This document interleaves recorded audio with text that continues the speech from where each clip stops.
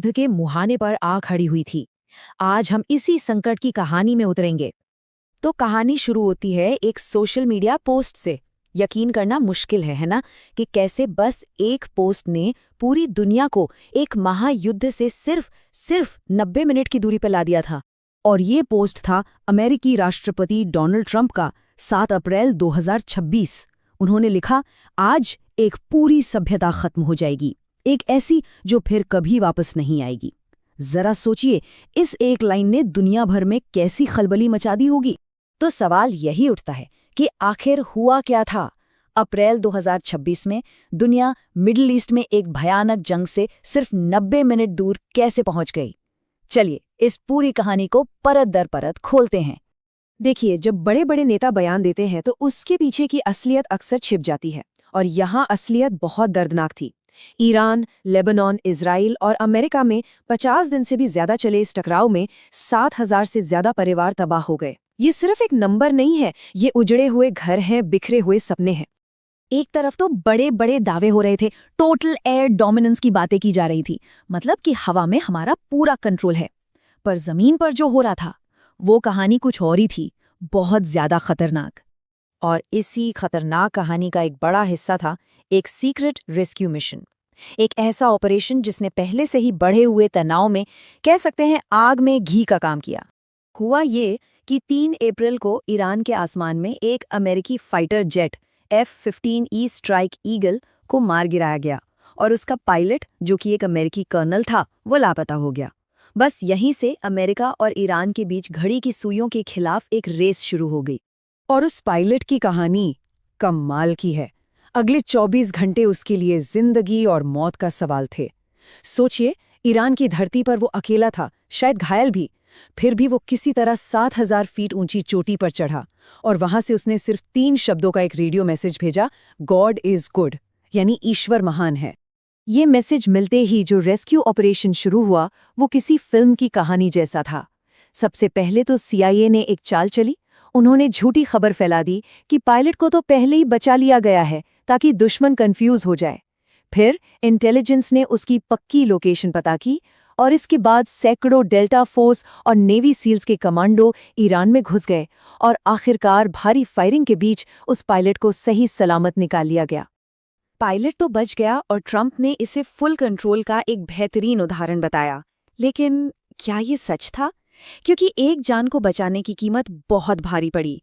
एक F-15E तो गया ही, साथ में एक A-10 वॉरथॉग प्लेन क्रैश हो गया, 2 ब्लैक हॉक हेलीकॉप्टर को गोलियां लगीं, और 2 ट्रांसपोर्ट एयरक्राफ्ट भी डैमेज हुए।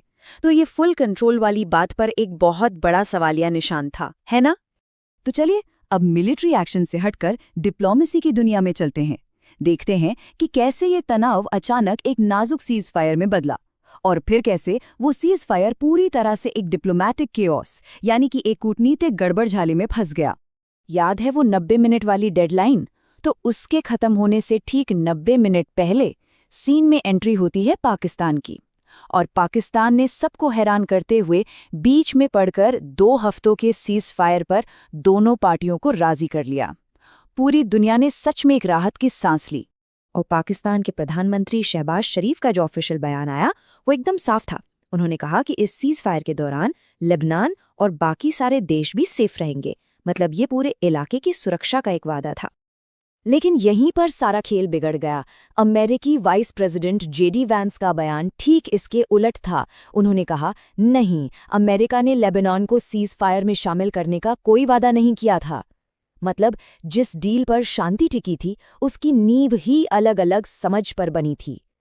और इस कंफ्यूजन का नतीजा बहुत भयानक निकला। कुछ ही घंटों के अंदर इजराइल ने लेबनान पर अब तक की सबसे खतरनाक बमबारी कर दी। 300 से ज्यादा लोग मारे गए, और वो जो नाजुक सी शांति थी वो पल भर में चकनाचूर हो गई। तो जब डिप्लोमेसी फेल हो गई, शांति की कोशिशें नाकाम हो गईं, तो लड़ाई ने एक नया मोड़ लिया। अब ये जंग हथियारों से नहीं बल्कि आर्थिक मोर्चे पर लड़ी जानी थी, यानी अब बारी थी डबल ब्लॉकेड की। इस्लामाबाद में जो शांति बातचीत चल रही थी वो भी 21 घंटे बाद टूट गई, और मुद्दा कहाँ अटका? न्यूक्लियर प्रोग्राम पर।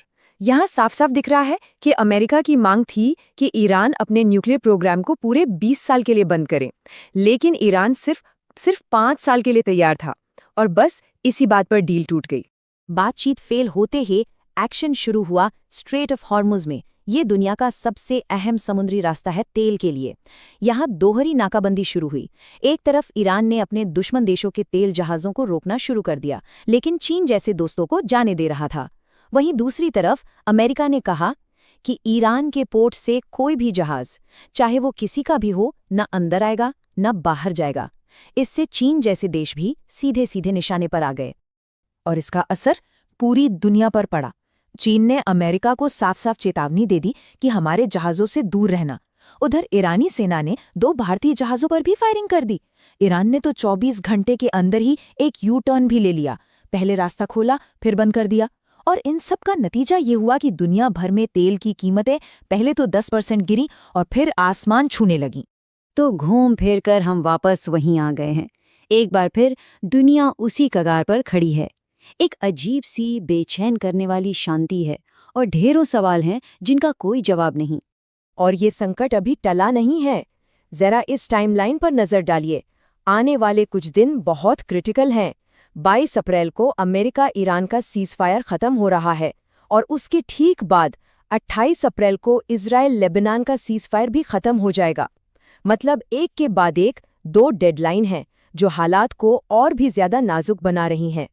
तो यहाँ समझने वाली सबसे बड़ी बात यह है कि भले ही अमेरिका ने इजराइल और लेबनान के बीच एक नया सीज़फायर करवा दिया है, लेकिन जो असली और सबसे बड़ा झगड़ा है अमेरिका और ईरान के बीच, वो अभी भी एक टिक टिक करते टाइम बॉम्ब की तरह हैं, जो कभी भी फट सकता है। तो जब सीज़फायर खत्म होने वाले हैं, जब दोस्त देश अपनी अपनी मनमानी कर रहे हैं, तो सबसे बड़ा और आखिरी सवाल यही बचता है कि असल में कंट्रोल किसके हाथ में है।